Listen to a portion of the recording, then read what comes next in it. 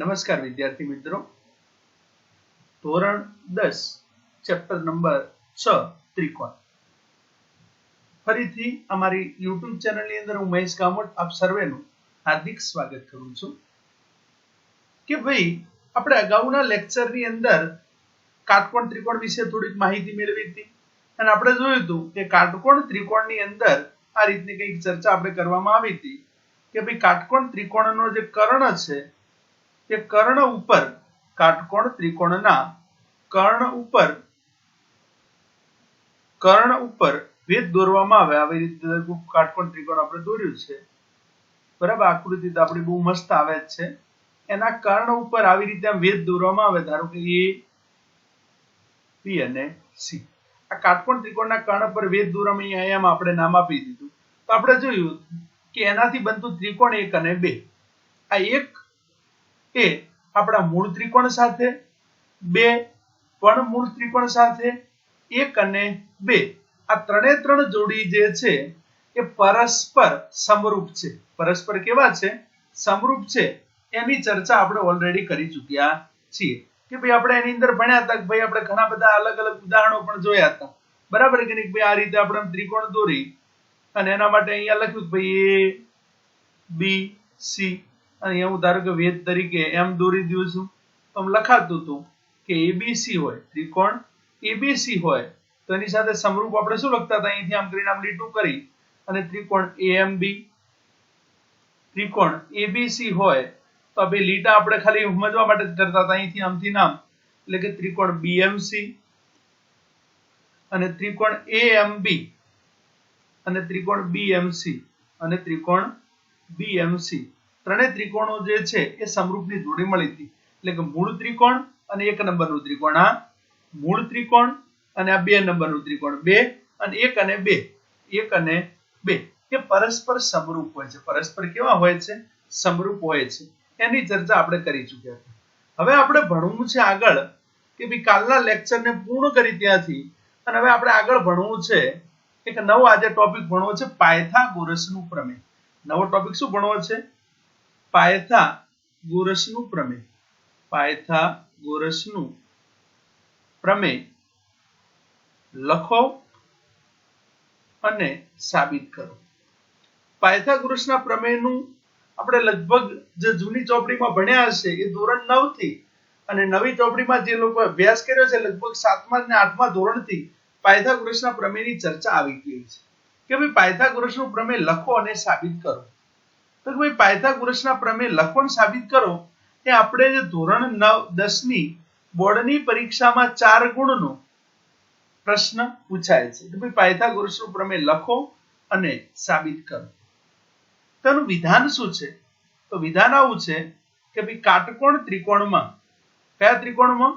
કાટકોણ ત્રિકોણમાં કર્ણનો વર્ગ એ, કાટકોણ ત્રિકોણમાં કર્ણનો વર્ગ એ બાકીની 2 બાજુઓના વર્ગોના સરવાળા બરાબર હોય છે.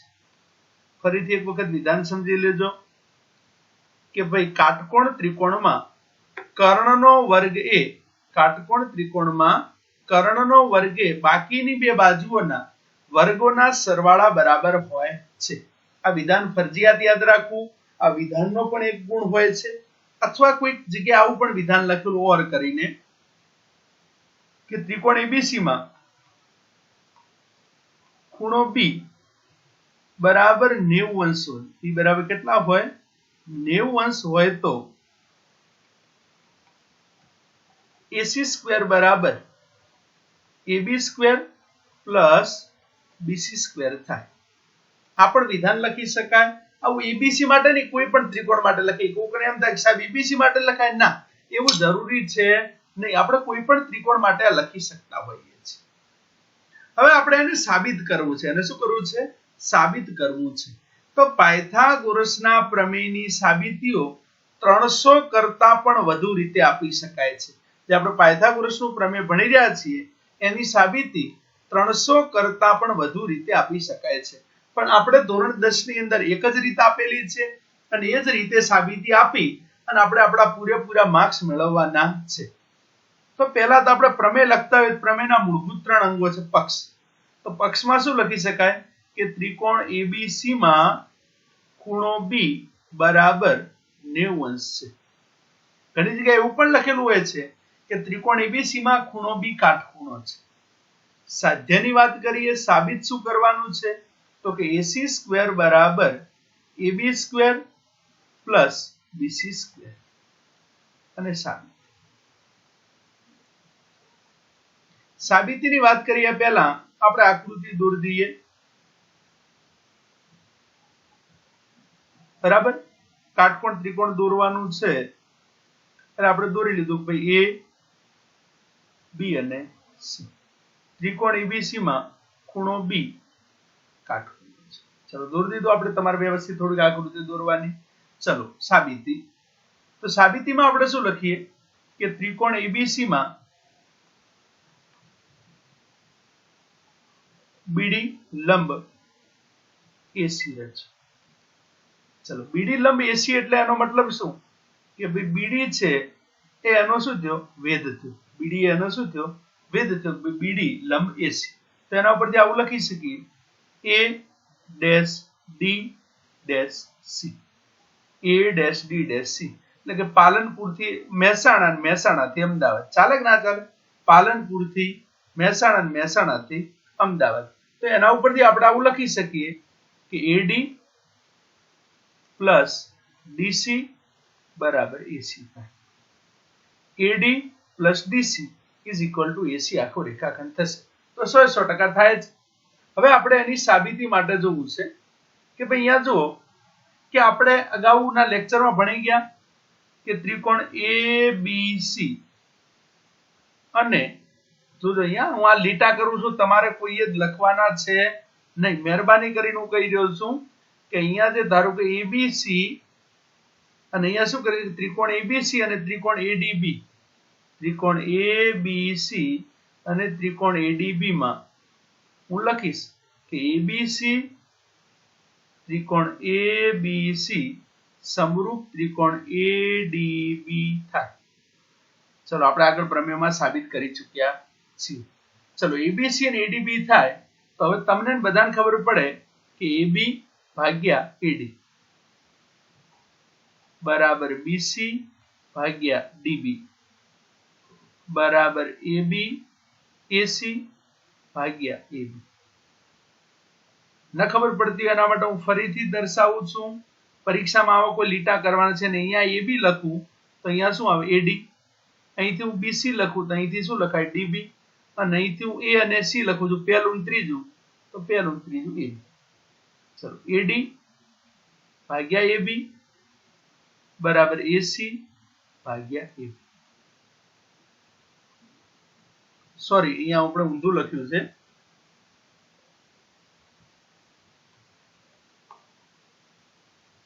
અહીંયા હું લખી સોરી AB ભાગ્યા AD બરાબર AC ભાગ્યા AB. પહેલા અને ત્રીજાની બંનેની સરખામણી કરી છે. પહેલા અને ત્રીજાની સરખામણી કરી છે. ક્લિયર? તો AB AB ગુણાશે તો AB નો સ્ક્વેર બરાબર AC ઇન્ટુ AD. AB નો ગુણાકાર એટલે AB સ્ક્વેર બરાબર AC ઇન્ટુ AD કે જેને હું સમીકરણ નંબર શું આપું છું 1. ચલો ક્લિયર? હવે આપણે અહીંયા જોઈએ કે ભાઈ બીજી વાત ત્રિકોણ ABC અને ફરીથી આકૃતિ તરફ નજર નાખીએ. ABC તો અહીંથી શું આવશે BDC. BDC ત્રિકોણ ABC અને ત્રિકોણ BDC. ABC અને ત્રિકોણ BDC માં ત્રિકોણ ABC અને ત્રિકોણ BDC માં ત્રિકોણ ABC સમરૂપ ત્રિકોણ BDC થાય. ચલો આ તો આપણને ખબર છે કેમ થાય છે તો આપણે ઓલરેડી સાબિત કરી ચૂક્યા છીએ એટલે વારંવાર એને સાબિત કરવાની કોઈ જરૂર હોતી નથી. કોઈકને એમ થાય કે સાહેબ ફરીથી આપણે સાબિત કરવાનું તો ના, ફરીથી આપણે કોઈ સાબિત કરવાનું છે નહીં. તો અહીંથી હું લખી શકું કે AB ભાગ્યા BD બરાબર બીસી ભાગ્યા ડીસી બરાબર એસી ભાગ્યા બીસી. કોઈ કે સાહેબ નો ખબર પડી, જો અહીંથી એબી લીધા, અહીંથી મેં શું લીધા એબી, તો આ બાજુ શું આવશે બીડી. આ બાજુથી મેં બીસી લીધા, તો આ બાજુથી શું આવશે ડીસી. એ અને સી ફર્સ્ટ એન્ડ લાસ્ટ, તો અહીંથી શું આવશે બી અને સી. ચલો ક્લિયર, ખાસ ખબર પડે છે તો અહીંયાથી આપણે લખી શકીએ કે આ બંનેની સરખામણી કરીએ તો અહીંથી હું લખીશ બીસી ભાગ્યા ડીસી બરાબર એસી ભાગ્યા બીસી. બીસી બીસી નો ગુણાકાર થાય તો અહીંથી શું લખી શકાય બીસી સ્ક્વેર બરાબર એસી ઇન્ટુ ડીસી, સમીકરણ નંબર 2. ચલો બે સમીકરણ મળી ગયા. આપણને શું મળી ગયું કે એબી સ્ક્વેર નું સમીકરણ મળ્યું. અહીંયા ઉપર આપણે એક એબી સ્ક્વેર નું સમીકરણ મળ્યું, બીજું શું મળ્યું બીસી સ્ક્વેર નું સમીકરણ મળ્યું. એટલે કે આપણે પરિણામ 1 અને 2 પરથી, પરિણામ 1 એટલે એબી સ્ક્વેર પ્લસ 2 એટલે બીસી સ્ક્વેર, એબી સ્ક્વેર અને બીસી સ્ક્વેર. ચલો એબી સ્ક્વેર ની જગ્યાએ હું શું લખી શકું, તો કે એબી સ્ક્વેર ની જગ્યાએ એસી ઇન્ટુ એડી શું લખી શકાશે એસી ઇન્ટુ એડી વત્તા બીસી સ્ક્વેર ની જગ્યાએ એસી ઇન્ટુ ડીસી, બીસી સ્ક્વેર ની જગ્યાએ શું લખાશે એસી ઇન્ટુ ડીસી. હું મારા ઘરનું નથી લખ્યું, બીસી સ્ક્વેર ની વેલ્યુ રહી અને આ રહી એબી સ્ક્વેર ની વેલ્યુ. ચલો બંનેમાંથી હું એસી કોમન કાઢું તો અંદર શું વધ્યા એડી પ્લસ ડીસી, એસી એમ ના એમ એડી પ્લસ ડીસી. હવે જો વિદ્યાર્થી મિત્રો એડી પ્લસ ડીસી જે છે એના બરાબર શું લખી શકાય, તો એડી પ્લસ ડીસી ની જગ્યાએ એસી લખી શકાય. એડી પ્લસ ડીસી ની જગ્યાએ શું લખી શકાય એસી, તો આપણે લખી દઈએ એડી પ્લસ ડીસી ની જગ્યાએ હું શું લખું છું એસી, તો કે એસી ઇન્ટુ એસી એટલે એબી સ્ક્વેર એસી સ્ક્વેર, એટલે કે AB square plus BC square બરાબર આપણને શું સાબિત મળી ગયું, તો કે ભાઈ બરાબર એસી સ્ક્વેર, બરાબર આપણને શું મળી ગયા એસી સ્ક્વેર. ચલો અહીંયા પાયથાગોરસનું પ્રમેય સાબિત થઈ ગયું. બહુ સહેલો પ્રમેય છે, બહુ આઈએમપી છે અને જે 4 ગુણમાં પૂછાવાની શક્યતા પણ દર્શાવે છે. બરાબર, તો ફરીથી એક વખત વ્યવસ્થિત રીતે જોઈ લઈએ અહીંયા કે ભાઈ આપણને પ્રશ્ન એવો પૂછાય કે ભાઈ પાયથાગોરસનું પ્રમેય લખો અને સાબિત કરો. પાયથાગોરસનું પ્રમેય લખો અને સાબિત કરો. તો અહીંયા બેટા જો હું આખું હવે બગાડી નાખીશ, બરાબર, લીટા કરી કરીને, એટલે તમે એક વખત પોઝ કરી અને નોટ કરી લો. હવે જોઈએ અહીંયા આપણે કે ભાઈ પાયથાગોરસનું પ્રમેય લખો અને સાબિત કરો. તો વિધાન શું લખાય કે કાટકોણ ત્રિકોણમાં કર્ણનો વર્ગ એ બાકીની બે બાજુઓના વર્ગોના સરવાળા બરાબર હોય છે. ચલો ક્લિયર. અથવા ઘણા એવું પણ લખી શકે ઓર કરી અને કે ભાઈ ત્રિકોણ એબીસી માં ખૂણો બી બરાબર 90 અંશ હોય તો એસી સ્ક્વેર બરાબર AB square plus BC square થાય. ચલો ઓકે. તો હવે આપણે પક્ષમાં શું લખીએ કે ત્રિકોણ એબીસી માં ખૂણો બી બરાબર 90. આ યાદ રાખો તો આપણને સહેલું પડે. આ પછી આ પક્ષ થઈ ગયું અને આ તો પછીનું આ શું થઈ ગયું આપણું સાધ્ય થઈ ગયું. ક્લિયર. તો પક્ષ અને સાધ્ય. ત્રિકોણ એબીસી માં બીડી લંબ એસી રચો. બીડી છે એ એસી પર લંબ હોય એનો મતલબ કે શું છે 90 અંશના ખૂણે હોય, તો કે બીડી લંબ એસી રચો. ચલો ઓકે. તો શું થાય a dash D dash C બરાબર પાલનપુર થી મહેસાણા અને મહેસાણા થી અમદાવાદ, ત્રણે ત્રણ એક જ લાઈનમાં છે એટલે પાલનપુર મહેસાણા અમદાવાદ એટલે કે a dash D dash C. તો પાલનપુર થી મહેસાણા વત્તા મહેસાણા થી અમદાવાદ એટલે કે એડી પ્લસ ડીસી બરાબર એસી થાય. સીધે સીધું પાલનપુર થી અમદાવાદ ત્રણેયનું અંતર શું થવાનું એ રીતે કુલ સરવાળા જેવું થશે. ચલો ત્રિકોણ એબીસી અને ત્રિકોણ એડીબી માં એબીસી અને એડીબી કઈ રીતે સાહેબ ખબર પડે, તો આપણે કાલે આના ઘણા બધા એક્ઝામ્પલ જોયા હતા. એબીસી એડીબી બરાબર, અને એબીસી અને અહીંથી શું થશે બીડીસી. ચલો ફાઇનલ છે. ઓકે. તો ત્રિકોણ એબીસી અને એડીબી માં ત્રિકોણ એબીસી સમરૂપ ત્રિકોણ એડીબી થાય.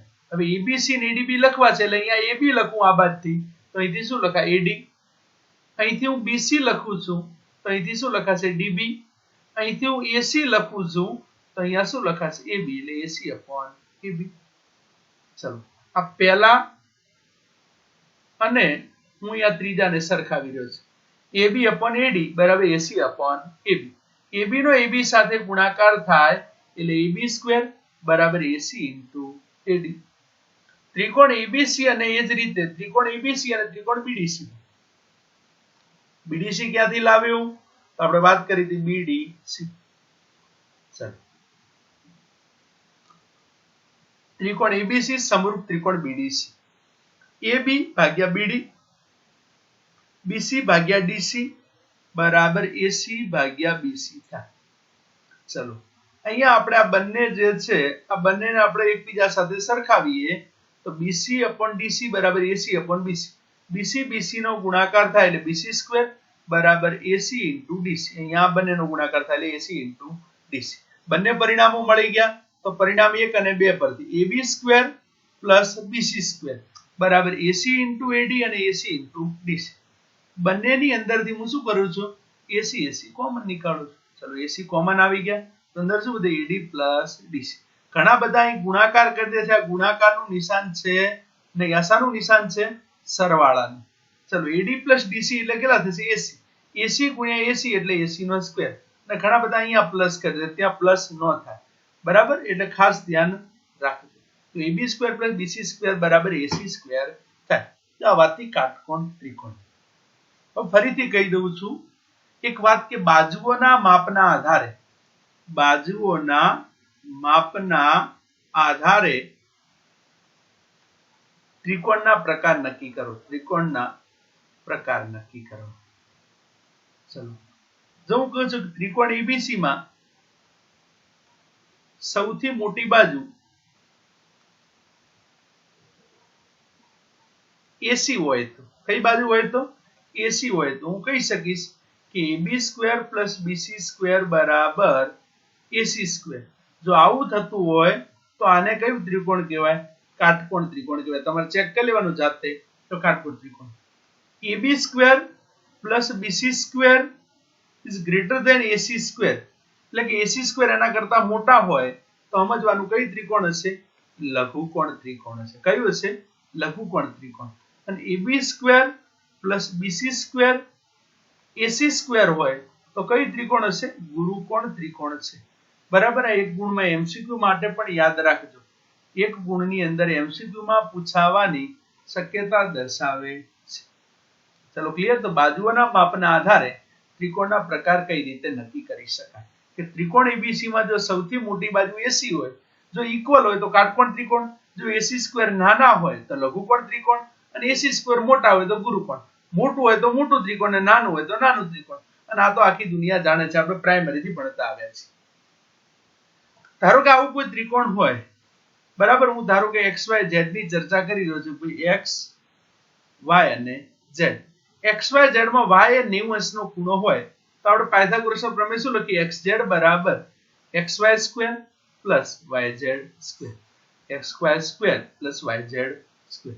ચલો ઓકે થેન્ક્સ બરાબર. ફરી મળીશું એક નવા લેક્ચરની અંદર. ચલો ક્લિયર.